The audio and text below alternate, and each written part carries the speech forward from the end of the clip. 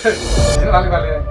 Gubuन हारिनि सिख्लाफ्रा हाजार थिग गुफुर गथाय दा माने जोंनि बर' हारिनि सिख्लाफोरजों थैब्लाबो रुजुया बिसोर सावल' साफा बाद बाखिखौथ' बुंजाला आयै दासिमबो नैबे गोदान भिडिअखौ फुल नायाखै अब्ला नैबे भिडिअनि गेजेरजों नायनानै लानो हागोन। हेलौ लोगोफोर, नोंथांमोननि गेजेराव आरोबाव मोनसे गोदान भिडिअनि आपडेट लानानै फैलायबाय।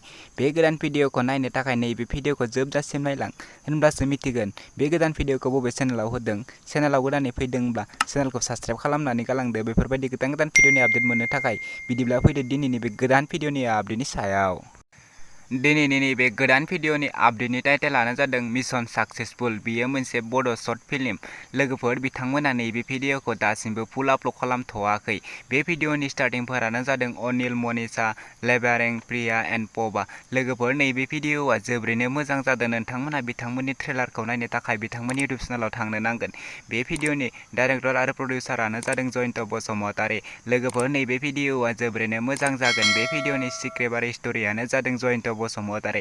नोंथांमोना बिथांमोननि बे ट्रेलारखौ नायनो थाखाय प्रिया एन्टारटेनमेन्ट इउटिउब चेनेलाव थांनो नांगोन। बिथांमोननि चेनेलखौ दासिमहालागै साबस्क्राइब खालामाखैब्ला बिथांमोननि इउटिउब चेनेलखौबो साबस्क्राइब खालामनानै हैदो। बिदिब्ला लोगोफोर, दिनैनि नैबे गोदान भिडिअनि गुसुं आपडेटआ बेखिनियानोसै। आंनि चेनेलाव गोदानै हाबसनफैदोंब्ला आंनि चेनेलखौबो साबस्क्राइब खालामनानै गालांदो बेफोरबायदि गोदान भिडिअनि आपडेटखौ नोंथांमोना बयनिख्रुइबो सिगांसिन नायबाय थानो थाखै।